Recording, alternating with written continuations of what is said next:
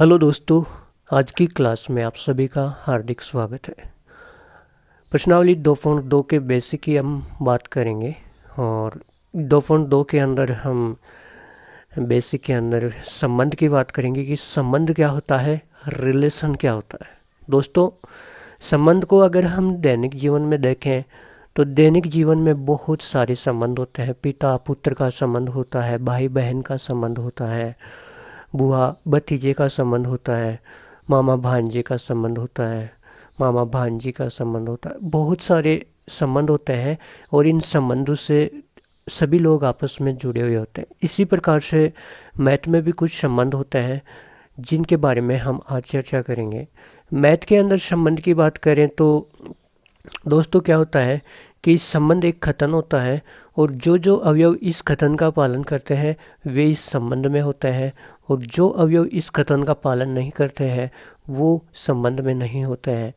जैसे अगर हम एग्जाम्पल की बात करें तो मान लीजिए आप अपने दोस्त के जन्मदिन की पार्टी में जाते हैं और आप अपने पिताजी से कमिटमेंट करके जाते हैं कि पिताजी मैं शाम को 8 बजे घर आ जाऊंगा। तो ये कथन है और इसका आपको पालन करना ही पड़ेगा। अगर आपने इसका पालन किया तो आप संबंध में हैं, वरना ये संबंध बिगड़ जाएगा। जैसे मान लीजिए आप बर्थडे पार्टी में चले गए, जन्मदिन पार्टी में चले गए और आप वहाँ पे गए और वहाँ पे खाना लेट बना, डीजे वीजे चल रहा है, बहुत ज़ोर शोर से तैयारियां चल रही हैं और आप 8 बजे अपने घर पे नहीं पहुंच पाते हैं। आप जब घर पे आते हैं तो 9 बज जाते हैं। तो आपके पिताजी आपको आते ही कहते हैं कि बेटा आपने 8 बजे आने का नाम लिया था, अभी 9 बज रहे हैं, आप वापस निकलो घर से।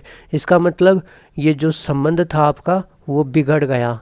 इसलिए गणित के अंदर हम क्या देखेंगे कि जो जो एक कथन दिया होगा और जो जो अवयव उस कथन का पालन करेंगे वे ही संबंध में होंगे। तो देखो दोस्तों, इसकी हम दो परिभाषा पढ़ेंगे। एक परिभाषा यहाँ पढ़ेंगे और एक परिभाषा थोड़ी आगे पढ़ेंगे। तो परिभाषा क्या दे रखी है? संबंध, रिलेशन। संबंध एक कथन होता है, जो जो अवयव इस कथन की पालना करते हैं वे अवयव क्या होते हैं? संबंध में होते हैं। तो हम अगर कथन लिखना चाहें दोस्तों तो कथन में हम क्या लिख सकते हैं?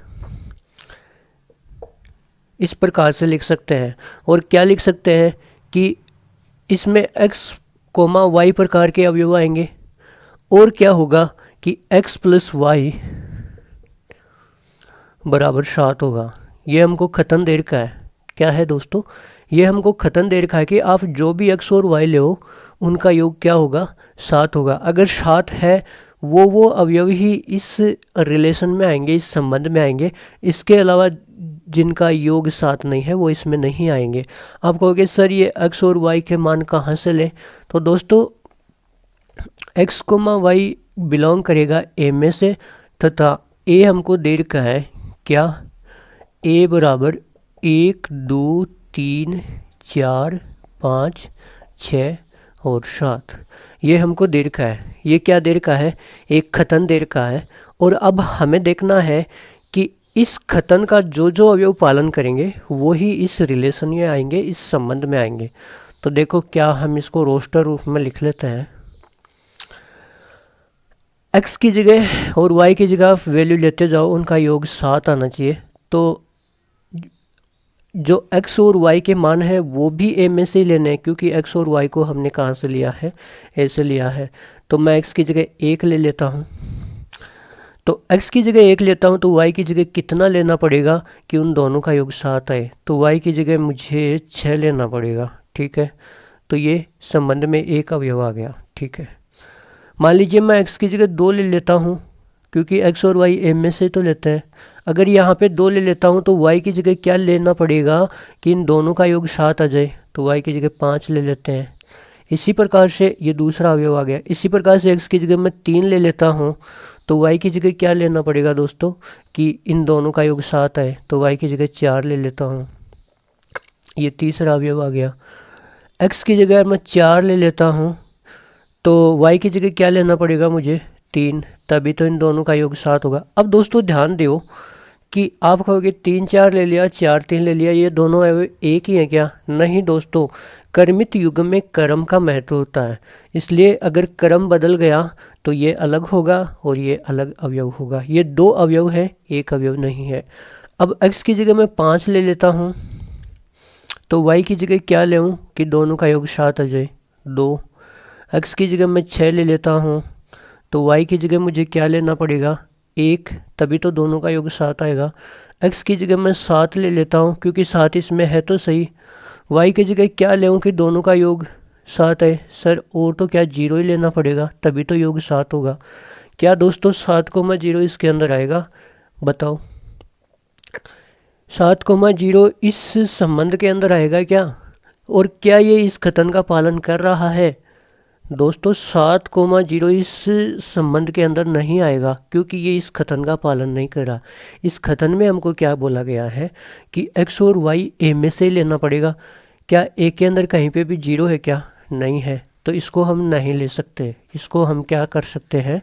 नहीं ले सकते। ठीक है, तो रिलेशन के अंदर कितने अवयव आएंगे? यही अवयव आएंगे 1, 2, 3, 4, 5 और 6। संबंध के अंदर ये 6 अवयव आने वाले हैं। दोस्तों ये तो इसका क्या हो गया, इस कथन को हमने रिलेशन में लिख दिया और रिलेशन में भी किस रूप में लिखा? रोस्टर रूप में। अगर हमसे पूछ लें कि इसी संबंध को आप आरेख विधि के द्वारा भी बताओ, किसके द्वारा बताओ? आरेख विधि के द्वारा। आरेख विधि के द्वारा भी इसको दिखाओ कि ये संबंध किस प्रकार से है। तो देखो दोस्तों, आरेख विधि से दर्शाने के लिए हम 2 वृत्त बना लेते हैं। एक समुच्चय A है और x भी इसी में से लेना है, y भी इसी में से लेना है। तो ये A से A में एक संबंध दिखाना है। अब A के अंदर कितने अवयव हैं? 1 से 7 तक है, तो लिख देते हैं 1 से 7 तक। 1, 2, 3, 4, 5, 6, 7। ये भी जो y भी है हमको a में से ही लेना है, तो इस दूसरे वाले सर्कल में भी हम 1 से 7 तक लिख देते हैं। 1, 2, 3, 4, 5, 6, 7। अब देखो दोस्तों, किसका संबंध किससे है?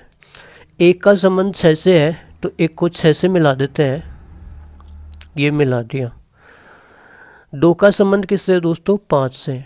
2 का संबंध किससे है? 2 का संबंध है 5 से। 3 का संबंध किससे है? 3 का संबंध 4 से है। और 4 का संबंध किससे है दोस्तों? 4 का संबंध 3 से है। 4 का संबंध 3 से है। 5 का संबंध किससे है दोस्तों? 5 का संबंध 2 से है। और 6 का संबंध किससे है? 6 का संबंध 1 से है।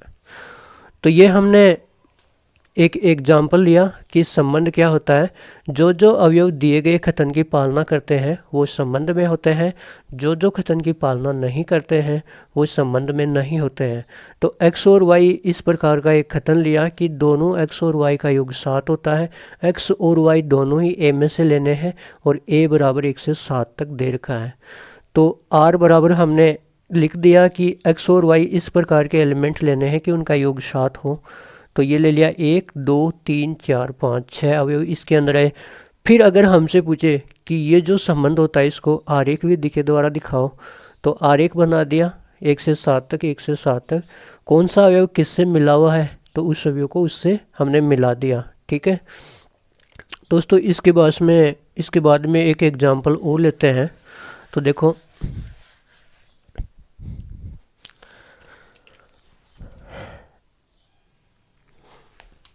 देखो दोस्तों, एक एग्जाम्पल हमने और लिखा है कि एक कथन हमको दे रखा है r बराबर x, y प्रकार के इसमें अवयव होंगे और इस प्रकार से होंगे कि x बड़ा होगा y से। x y दोनों ही समुच्चय a से लेने हैं और समुच्चय a दे रखा है 1, 2, 3, 4, 5, 6। तो हमसे पूछा है कि जो संबंध हमको लिखना है उस संबंध में कौन कौन से अवयव आने वाले हैं। तो देखो दोस्तों, आप अगर यहाँ से इसको देखो तो r बराबर हमको x, y के फॉर्म में सारे के सारे अवयव लिखने हैं। एक्स भी लेना है, वाई भी लेना है, लेकिन ध्यान रखना कि एक्स हमेशा ही वाई से बड़ा होगा। एक्स भी ए में से लेना है और वाई भी ए में से लेना है, लेकिन जो अवयव एक्स लेंगे वो वाई से बड़ा होना चाहिए। तो हम इसको उल्टा शुरू कर लेते हैं, 6 से शुरू कर लेते हैं। तो क्या 6 1 से बड़ा है? हाँ सर, 1 से बड़ा है। 6 और 1 दोनों इसी में से लिए हैं। फिर 6 2 से भी बड़ा है, 6 3 से भी बड़ा है, 6 4 से भी बड़ा है और 6 5 से भी बड़ा है। क्या x और y दोनों 6 ले सकते हैं क्या? नहीं, क्योंकि x बड़ा होना चाहिए y से। x और y दोनों 6 ले लेंगे तो बराबर हो जाएंगे, तो दोनों 6 नहीं ले सकते। अब दोस्तों 5 से शुरू कर देते हैं। x बड़ा होना चाहिए, तो जो हम दोस्तों आप इस बात को समझो कि जो पहला अवयव होता है उसको हम x मानते हैं और जो दूसरा अवयव होता है उसको y मानते हैं। तो पहले को बड़ा लिखना है, तो 5 ले लेते हैं। तो 5 और 4 लिख सकते हैं, 5 और 3 लिख सकते हैं, 5 और 2 लिख सकते हैं, 5 और 4 लिख सकते हैं, 5 और 3, 5 और 2 और 5 और 1 लिख सकते हैं। 5 और 5 लिख सकते हैं क्या? नहीं, क्योंकि x बड़ा है y से। 5 और 5 दोनों ही ले लेंगे तो दोनों बराबर हो जाएंगे, जो कि कथन का पालन नहीं करते हैं। इसके बाद में हम 4 ले लेते हैं। 4 से छोटा लेना है तो 4 और 3 ले लेते हैं, 4 और 2 ले लेते हैं, 4 और 1 ले लेते हैं। क्या 4 और 4 ले सकते हैं? नहीं, 4 और 4 लेने पे ये दोनों बराबर हो जाएंगे और कथन का पालन नहीं होगा। 4 और 5 ले सकते हैं? नहीं, 4 यहाँ और 5 यहाँ लेंगे तो फिर ये तो इससे बड़ा कब हुआ? गलत हो गया, ये इधर वाला बड़ा हो गया, तो ऐसा नहीं ले सकते। x हमेशा बड़ा लेना है। इसके बाद में 3 और 1 ले सकते हैं, 3 और 2 ले सकते हैं। 3 और 3 ले सकते हैं क्या? 3 और 3 नहीं ले सकते, हमको x बड़ा ही लेना है। फिर 2 और 1 ले सकते हैं, और 1 और 1 ले सकते हैं क्या? नहीं, क्योंकि हमेशा इधर वाला जो x वाला भाग है ना, इधर वाला वो बड़ा होना चाहिए y से। तो रिलेशन के अंदर ये अवयव आ गए, 1 2 3 4 5 6 7 8 9 10 11 12 13 14 15 अवयव आ गए इस रिलेशन के अंदर। ठीक है दोस्तों, अब इसको हमने रिलेशन लिख दिया है। अब इसको अगर हम आरेख विधि से दर्शाना चाहें तो आरेख इसका बहुत बड़ा बनने वाला है। आरेख विधि से अगर दर्शाएं तो आरेख इसका क्या बनने वाला है? बहुत बड़ा बनने वाला है। मैं 1-2 अवयव का बता देता हूँ, अगर पूरे का बताएंगे तो मिक्स हो जाएगा, क्योंकि ये थोड़ा बड़ा एग्जाम्पल ले लिया हमने। ये भी समुच्चय ए है, ये भी समुच्चय ए है। समुच्चय ए से ए के अंदर एक संबंध दिखाना है। ठीक है, ए के अंदर 1 से 6 तक 1 2 3 4 5 6, इसके अंदर भी 1 2 3 4 5 6। ठीक है, अब देखो दोस्तों कैसे दिखाएंगे कि इस 6 का संबंध किससे है? 1 से, ये मिला दिया। 6 का 2 से, फिर 6 का 3 से, 6 का 4 से, 6 का 5 से। 6 का 6 से संबंध नहीं है यहाँ पे। ठीक है, अब देखो दोस्तों उसके बाद में 5 का देखते हैं। तो 5 का संबंध किससे है? 5 का संबंध देखो 1 से भी है, 2 से भी है, 3 से भी है और 4 से भी है। 5 का संबंध 1 से, 5 का संबंध 2 से, 5 का संबंध 3 से, 5 का संबंध 4 से। 5 का संबंध 5 से नहीं होगा, क्योंकि x बड़ा है y से। इसी प्रकार से दोस्तों 4 का संबंध देखें तो देखो 4 का संबंध 1 से है, 4 का संबंध 2 से है, 4 का संबंध 3 से है। 4 का संबंध 1 से, 4 का संबंध 2 से, 4 का संबंध 3 से। ठीक है, फिर हम 3 का संबंध देखते हैं। 3 का संबंध किस किस से है? 3 का संबंध 1 से है और 2 से है। तो 3 का संबंध 1 से, 3 का संबंध 2 से।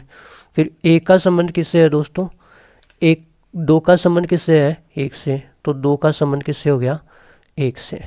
और 1 का संबंध किससे है? 1 का संबंध किसी से भी नहीं है, इधर वाले 1 का। ठीक है, तो इस प्रकार से ये आरेख विधि के रूप में इसको दर्शा सकते हैं, लेकिन ये थोड़ा बड़ा था तो थोड़ा मिक्स हो गया। ठीक है, इसके बाद में दोस्तों हम और एग्जाम्पल लेते हैं।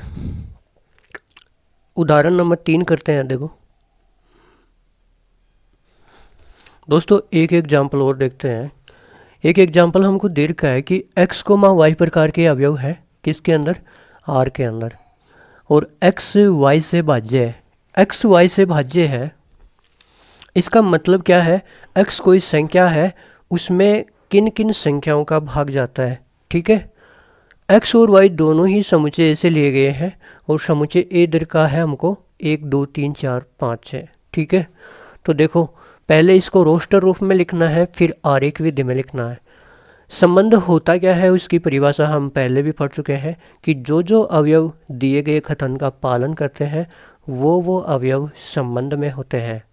तो देखते हैं कौन कौन से इस कथन का पालन करते हैं, किस किस का भाग x में जाता है, वो हमको संबंध में लिखना है। तो देखो दोस्तों पहले हम रोस्टर रूप में लिख लेते हैं।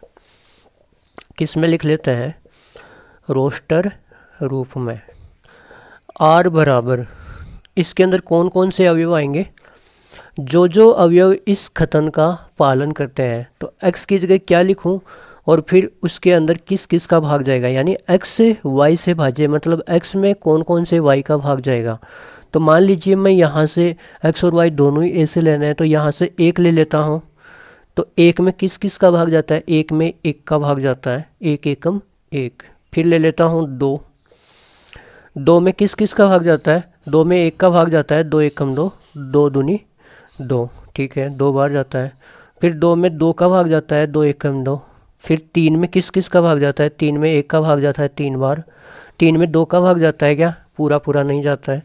3 में 3 का भाग जाता है। ठीक है, इसके बाद में दोस्तों हम 4 देखते हैं। 4 में 1 का भाग जाता है, 4 में 2 का भाग जाता है, 2 दूनी 4। और 4 में 3 का भाग जाता है क्या, नहीं, 4 में 3 का भाग नहीं जाता है, 4 में 4 का भाग जाता है। ठीक है, इसके बाद में हम देखते हैं 5, 5 में 1 का भाग जाता है, 5 में 2 का भाग जाता है, 2 दूनी 4, 2 3 6। तो 5 में 2 का भाग नहीं जाता है। 3 का भाग जाता है क्या 5 में, 3 दूनी 6, 5 में 3 का भाग नहीं जाता है। 4 का, 4 दूनी 8, 4 का भी पूरा पूरा नहीं जाता है। 5 में 5 का भाग जाता है, 5 एकम 5। ठीक है, एक बार जाता है। उसके बाद में हम 6 ले लेते हैं। 6 में 1 का भाग जाता है, 6 में 2 का भाग भी जाता है, 2 3 6। 6 में 3 का भाग भी जाता है, कितनी बार, 3 दूना 6, 2 बार। और 6 में 6 का भाग जाता है। तो ये वो अवयव है जो इस कथन का पालन करते हैं। ये सारे के सारे इस संबंध में आ गए, इस रिलेशन के अंदर आ गए। तो इसको हमने पहला रोस्टर रूप में लिख दिया। अब देखिए दोस्तों, इसको हम आरेख विधि के द्वारा भी बता देते हैं। दूसरा हमें क्या पूछा है कि इसको आरेख विधि से भी बताओ, आरेख विधि से भी बताओ। तो दिखा देते हैं आरेख विधि से भी। दोस्तों देखो, ए में कितने अवयव हैं, 6 अवयव हैं। तो एक आरेख बना लेते हैं दोनों का, 1 2 3 4 5 6। और ए से एम में तो ये संबंध है, एक्स भी एम में, वाई भी एम में। तो इसमें कितने, 1 2 3 4 5 और 6। और ये ए से ए के अंदर एक संबंध दिखाया गया है। अब कौन सा अवयव किससे संबंधित होगा, तो देखिए ए का संबंध 1 से है, हाँ सर ए का संबंध 1 से है। 2 का संबंध 1 से है, तो 2 का संबंध 1 से दिखा दिया। 2 का संबंध 2 से है, तो 2 का संबंध 2 से दिखा दिया। 3 का संबंध 1 से है, 3 का संबंध 1 से है। 3 का संबंध 3 से है, 3 का संबंध 3 से है। उसके बाद में 4 का संबंध 1 से है, 4 का संबंध 1 से है। 4 का संबंध 2 से है, 4 का संबंध 2 से है। 4 का संबंध 4 से है, तो 4 का संबंध 4 से है। उसके बाद दोस्तों 5 का संबंध 1 से है और 5 का संबंध 5 से है, तो 5 का संबंध 1 से है और 5 का संबंध 5 से है। 6 का संबंध 1 से है, 6 का संबंध 1 से है। 6 का संबंध 2 से भी है, 6 का संबंध 3 से भी है और 6 का संबंध 6 से भी है। तो ये एक एग्जाम्पल था, उसको हमने रोस्टर रूप में भी संबंध के रूप में दिखा दिया और उसको आरेख विधि के अंदर भी संबंध के रूप में दिखा दिया। तो अब देखिए दोस्तों, अब हम देखेंगे कि किसी भी संबंध के अंदर प्रांत क्या होता है, परिसर क्या होता है, सहप्रांत क्या होता है। तो इसको समझने के लिए हम आरेख विधि के अंदर एक एग्जाम्पल ले लेते हैं। आरेख विधि के अंदर एक एग्जाम्पल ले लेते हैं। तो देखिए, मान लीजिए कि हमारे पास में एक समुच्चय है, ए समुच्चय है, उसके अंदर 10 अवयव हैं, 1 2 3 4 5 6 7 8 9 और 10। और एक दूसरा समुच्चय है हमारे पास में बी, उसके अंदर अवयव हैं A B C D E F G और एच। ये दूसरा समुच्चय बी है जिसके अंदर 1 2 3 4 5 6 7 8 अवयव है। दोस्तों, अगर समुच्चय ए से बी में हमको संबंध दिखाना होता है, क्या दिखाना होता है, रिलेशन दिखाना होता है। तो मान लीजिए कि एक का संबंध बी से है, 2 का संबंध सी से है, 3 का संबंध डी से है, 6 का संबंध ई से है, 9 का संबंध जी से है। इन अवयवों का ही संबंध है। बाकी के अवयव हैं वो दिए गए कथन का पालन नहीं करते हैं और उनका संबंध किसी भी अवयव से नहीं है। तो हम प्रांत और परिसर कैसे देखते हैं दोस्तों? जो पहला समुच्चय होता है उसके अंदर, प्रांत के अंदर क्या करेंगे हम, जो पहला समुच्चय होता है ए, उसके अंदर वो अवयव देखेंगे जो कनेक्ट हुए हैं। सभी अवयव नहीं लेने हैं, इसमें से वो अवयव लेने हैं जो इधर किसी ना किसी अवयव से कनेक्ट हुए हैं, जुड़े हुए हैं। तो देखो कौन कौन से जुड़े हुए हैं, 1 2 3 6 और 9, ये प्रांत में आएंगे। 1 2 3 6 और 9, ठीक है। पूरे अवयव नहीं लेने हैं, जो अवयव इधर से कनेक्ट हुए हैं वो ही लेने हैं। दोस्तों, परिसर में क्या होता है, परिसर को इंग्लिश में रेंज बोलते हैं और परिसर में क्या, प्रांत को डोमेन बोलते हैं, परिसर को रेंज बोलते हैं। तो परिसर में क्या होता है, जो अवयव इधर जिन अवयव से जुड़े हुए हैं वो इस बी के अंदर वो अवयव जो इधर किसी ना किसी अवयव से जुड़ने के बाद आए हैं उनको लेना है, वो किस में आ जाएंगे, परिसर में। तो बी सी डी ई और जी, बी सी डी ई और जी, ये किस में आ जाएंगे, परिसर में। और दोस्तों, एक होता है क्या, सहप्रांत, कोडोमेन, सहप्रांत। और सहप्रांत क्या होता है, ये तो सबसे आसान है, इसमें तो कुछ देखना ही नहीं है। जो दूसरा समुच्चय होता है, बी समुच्चय है, इधर वाला जो समुच्चय होता है उसके पूरे के पूरे जो अवयव होते हैं वो सहप्रांत के अंदर आते हैं। तो सहप्रांत में क्या आ जाएगा, A B C D E F G H, ठीक है। तो ये हो गया प्रांत, जो अवयव कनेक्ट हुए हैं वो प्रांत में आ गए, जिन अवयवों से कनेक्ट हुए हैं वो परिसर में आ गए, और पूरा का पूरा जो बी है वो सहप्रांत होता है। अब यहाँ से एक बात निकल के आ रही है दोस्तों, वो बात क्या है कि परिसर के जितने भी अवयव हैं वो सारे के सारे इस सहप्रांत में से निकल कर के आए हैं। देख लो, बी सी डी ई जी, बी सी डी ई जी, ठीक है। तो जो परिसर होता है, क्या, परिसर, वो उप समुच्चय होता है किसका, सहप्रांत का, किसका, सहप्रांत का। और कभी कभी क्या होता है दोस्तों, इधर वाले पूरे के पूरे अवयव इधर वाले से सभी से कनेक्ट हो जाते हैं, तो ये पूरा का पूरा भी परिसर आ सकता है। उस स्थिति में क्या होता है, ये जो परिसर होता है ये सहप्रांत के बराबर भी हो जाता है। तो जो परिसर होता है सहप्रांत का उप समुच्चय होता है या फिर इसके बराबर होता है। तो ये यहाँ से एक लाइन निकल के आती है। अब देखिए दोस्तों,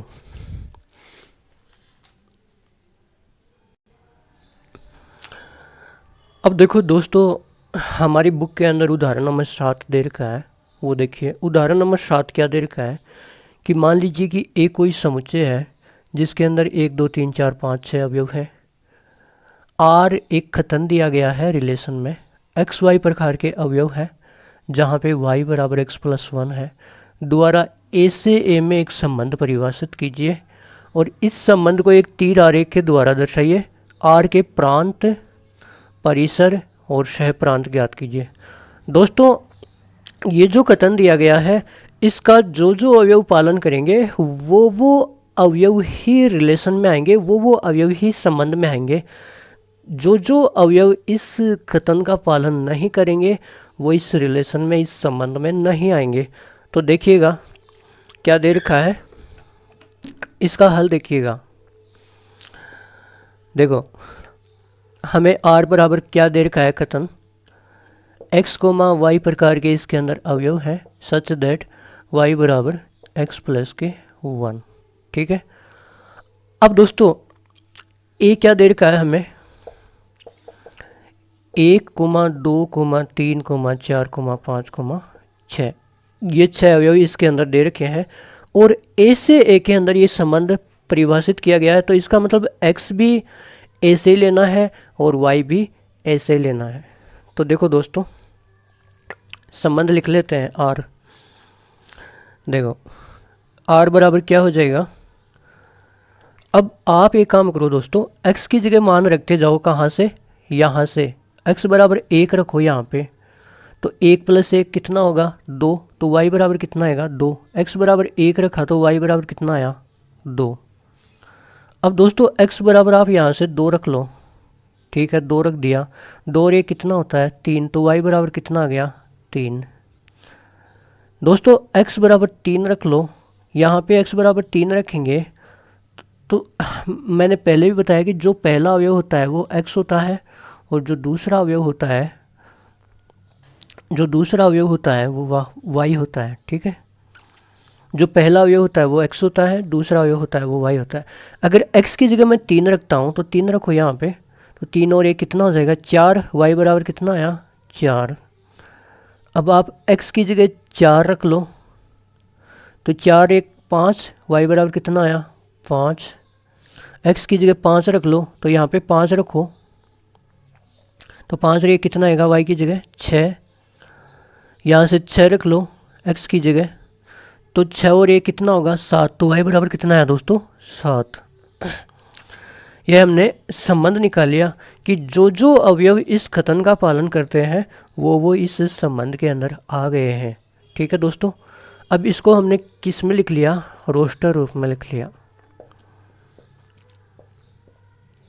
रोस्टर रूप में हमने इस संबंध को लिख लिया। अब इसने क्या बोला, पहला प्रश्न क्या बोला, देखो पहला प्रश्न इन्होंने क्या बोला है कि इस संबंध को आरेख के द्वारा प्रदर्शित कीजिए। तो हम आरेख विधि देख लेते हैं, क्या देख लेते हैं, आरेख विधि। देखो दोस्तों हम संबंध कहाँ से कहाँ तक है, ए से ए में है, ए में 1 से 6 तक अवयव है, तो 2 आरेख बना लेते हैं। इसमें अवयव है 1 2 3 4 5 6, ये भी यही है 1 2 3 4 5 6। और जो संबंध है वो कहाँ से कहाँ तक दिखाया गया है, ए से ए में दिखाया गया है क्या संबंध। अब देखो 1 का संबंध किसके साथ है, 2 के साथ, ये दिखा दिया। 2 का संबंध 3 के साथ, 3 का संबंध 4 के साथ, 4 का संबंध 5 के साथ, 5 का संबंध 6 के साथ और 6 का संबंध 7 के साथ। क्या दोस्तों 6 का संबंध 7 के साथ हम दिखा सकते हैं, क्योंकि 7 तो इस समुच्चय ए के अंदर है ही नहीं। अगर इसके अंदर है ही नहीं तो ये अवयव इसके अंदर नहीं आएगा, इसको हटा सकते हैं हम। ये कथन का पालन ही नहीं कर रहा तो ये इसमें कहाँ से आएगा। ठीक है, तो इसके अंदर इतने ही आएंगे। तो ये हमने इसको आरेख विधि से दिखा दिया। अब दूसरा प्रश्न हमसे क्या पूछा है दोस्तों, देखो दूसरा प्रश्न हमसे ये पूछा है कि आप इसका प्रांत निकालो, इसका परिसर निकालो और इसका सह प्रांत निकालो। क्या निकालो, सह प्रांत निकालो। प्रांत को इंग्लिश में डोमेन बोलते हैं, परिसर को रेंज बोलते हैं, सह प्रांत को कोडोमेन बोलते हैं। दोस्तों प्रांत कैसे निकालेंगे, इसके अंदर पहले वाले समुच्चय के अंदर जो अवयव कनेक्ट हुए हैं, इधर वाले किसी ना किसी अवयव से जो अवयव कनेक्ट हुए हैं उन अवयवों को ही लेना है। तो देखो यहाँ पे ये कनेक्ट हुआ है, चाहे किसी से भी हो, ये कनेक्ट हुआ है, ये कनेक्ट हुआ है, ये कनेक्ट हुआ है, ये कनेक्ट हुआ। कनेक्ट का मतलब उधर किसी ना किसी से जुड़े हुए हैं। ये 6 किसी से भी जुड़ा हुआ नहीं, तो इसको हम प्रांत में नहीं लेंगे। तो प्रांत में क्या लेंगे, 1 2 3 4 5, 1 2 3 4 5। अब परिसर, जो दूसरा समुच्चय है उसके अंदर जो जो अवयव प्रांत वाले से जुड़े हुए हैं वो परिसर में आएंगे। तो 2 3 4 5 6, एक किसी से भी नहीं जुड़ा हुआ है तो ये परिसर में नहीं आएगा। तो इसके अंदर जो जो अवयव इधर पहले वाले समुच्चय से जुड़े हुए हैं किसी न किसी अवयव से, वो अवयव परिसर में आएंगे। तो 2 3 4 5 6, 2 3 4 5 6। और परिसर क्या होता है दोस्तों, परिसर तो सबसे आसान होता है कि जो दूसरा समुच्चय होता है वो पूरा का पूरा ही परिसर होता है। तो इसमें तो 1 से लेकर के 6 तक है, 1 2 3 4 5 6। तो हमसे पूछा था कि ऐसे में एक संबंध परिभाषित कीजिए, तो हमने इसका संबंध दिखा दिया। जो जो इस कथन का पालन करते हैं वो संबंध में आ गए। फिर इसने कहा कि इस संबंध को एक तीर आरेख द्वारा दर्शाइए, तो हमने इसको आरेख विधि के द्वारा दिखा दिया। फिर बोला कि प्रांत बताइए, प्रांत बता दिया। परिसर बताइए, परिसर बता दिया। सह प्रांत बताइए, सह प्रांत बता दिया। तो ये था उदाहरण नंबर 7। देखो दोस्तों, उदाहरण नंबर 8 क्या दे रखा है हमको। उदाहरण नंबर 8 दे रखा है कि नीचे एक आकृति दी गई है जहाँ एक समुच्चय P है और एक समुच्चय Q है। एक समुच्चय P है और एक समुच्चय Q है, के बीच एक संबंध दिखाया गया है। P से Q के अंदर क्या दिखाया गया है, एक संबंध दर्शाया गया है। इस संबंध को समुच्चय निर्माण रूप में लिखिए, ये पहला काम। फिर उसको रोस्टर रूप में भी लिखिए, दूसरा। फिर तीसरे नंबर पे उसके प्रांत परिसर लिखिए, और सह प्रांत भी आप लिखना चाहो तो लिख सकते हो। तो देखो दोस्तों, पहला काम हम कर लेते हैं, समुच्चय निर्माण रूप।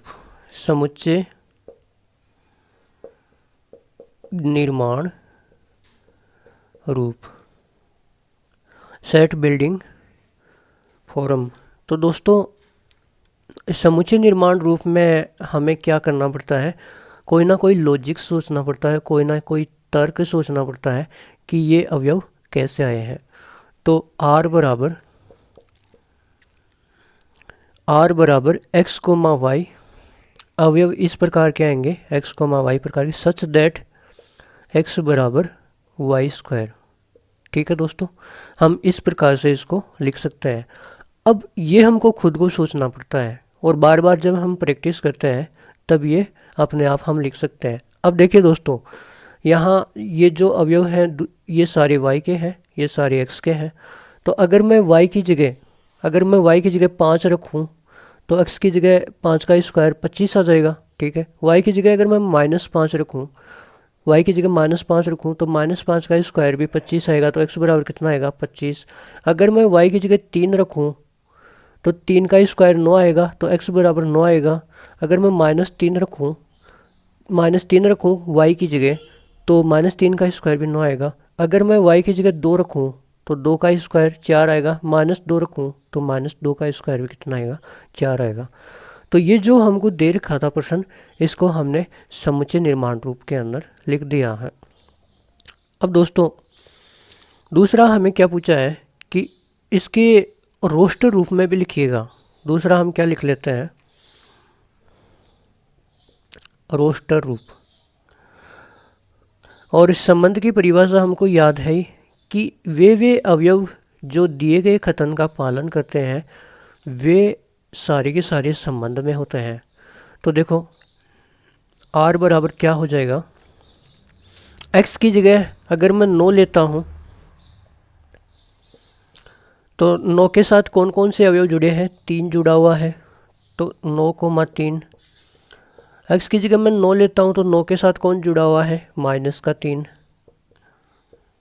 फिर x की जगह मैं अगर 4 लेता हूँ तो 4 के साथ कौन जुड़ा हुआ है, 2। और 4 के साथ कौन जुड़ा हुआ है, -2।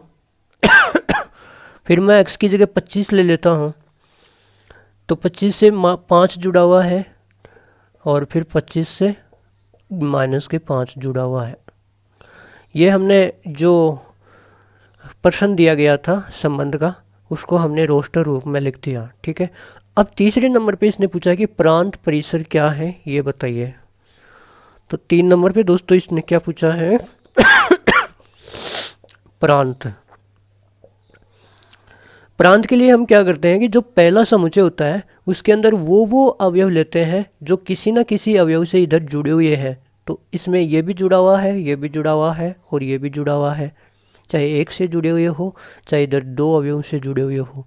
तो 9 4 25 किस में आ जाएंगे, प्रांत में। 9 4 25 दोस्तों सहप्रांत, सह प्रांत। सहप्रांत क्या होता है ये हमसे पूछा नहीं है, परिसर पूछा है। सहप्रांत क्या होता है, जो पूरा का पूरा क्यू है, जो दूसरा समुच्चय पूरा होता है वो पूरा ही सहप्रांत होता है। तो यहाँ पे लिख सकते हैं 5 3 2 1 -2 -3 और -5। और फिर क्या पूछा है हमको, परिसर, रेंज, इस संबंध की रेंज क्या है। तो इधर वो अवयव जो इधर वाले समुच्चय में किसी ना किसी अवयव से जुड़े हुए हैं। तो 5 जुड़ा हुआ है, 3 भी जुड़ा हुआ है, चाहे किसी से भी जुड़े हुए, दूसरी तरफ 2 भी जुड़ा हुआ है, -2 -3 -5 ये जुड़े। एक किसी से भी नहीं जुड़ा हुआ है तो एक परिसर में नहीं आएगा। तो परिसर में क्या आएगा, 5 3 2 -2 -3 -5 क्या आएगा परिसर में, 5 3 2 -2 -3 -5। तो ये था उदाहरण नंबर 8। समुच्चय निर्माण में लिखो, लिख दिया। रोस्टर रूप में लिखो, लिख दिया। प्रांत लिखो, लिख दिया। परिसर लिखो, लिख दिया। तो ये था उदाहरण नंबर 8। तो उदाहरण नंबर 9 दे रखा है कि मान लीजिए कि a बराबर 1,2, b बराबर 3,4, तो ए से बी में संबंधों की संख्या ज्ञात कीजिए। दोस्तों जो संबंध होता है उसकी एक परिभाषा तो हमने पहले पढ़ चुके थे, उसकी हम यहाँ पे परिभाषा नंबर 2 देखते हैं। परिभाषा नंबर 2, परिभाषा नंबर 2 क्या होती है कि समुच्चय ए से बी में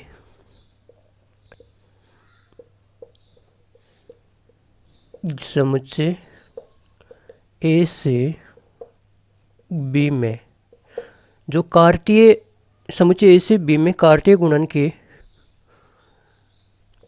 समुच्चय से बी में कार्तीय गुणन के उपसमुच्चयों की संख्या को ही कार्तीय गुणन के उपसमुच्चयों की संख्या को ही हम क्या कहते हैं, संबंध कहते हैं। समुच्चय ए से बी में कार्तीय गुणन के उपसमुच्चयों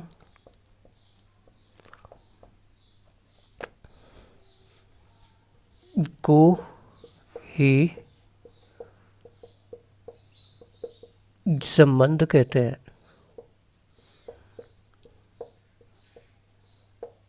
समुच्चय ए से बी में कार्तीय गुणन के उप समुच्चयों को ही संबंध कहते हैं। जैसे दोस्तों एक समुच्चय ए दे रखा है, एक समुच्चय बी दे रखा है, तो अगर हम रफ के तौर पे देखना चाहें, एक समुच्चय ए दे रखा है, एक समुच्चय बी दे रखा है, तो उनका कार्टेशियन प्रोडक्ट क्या होता है, कार्तीय गुणन क्या होता है, ए क्रॉस बी होता है।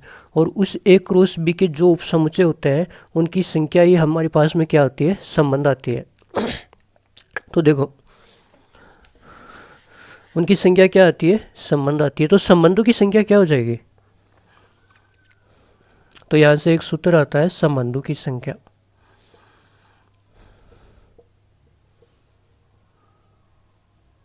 बराबर 2 की पावर n ए क्रॉस बी।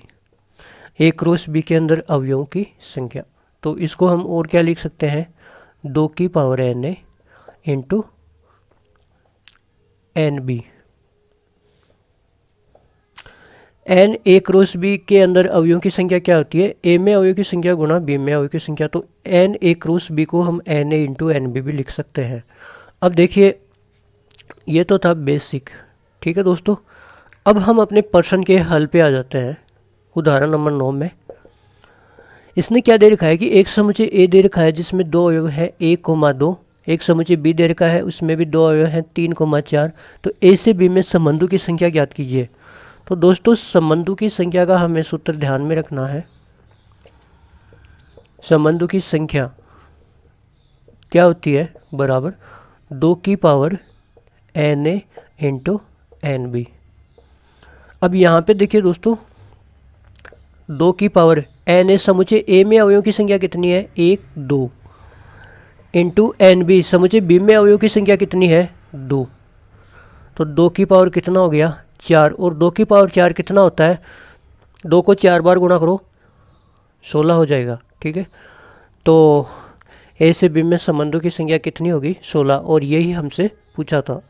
तो इसके बाद में दोस्तों हम प्रश्नावली 2.2 के प्रश्न करेंगे। आज की क्लास में इतना ही, धन्यवाद।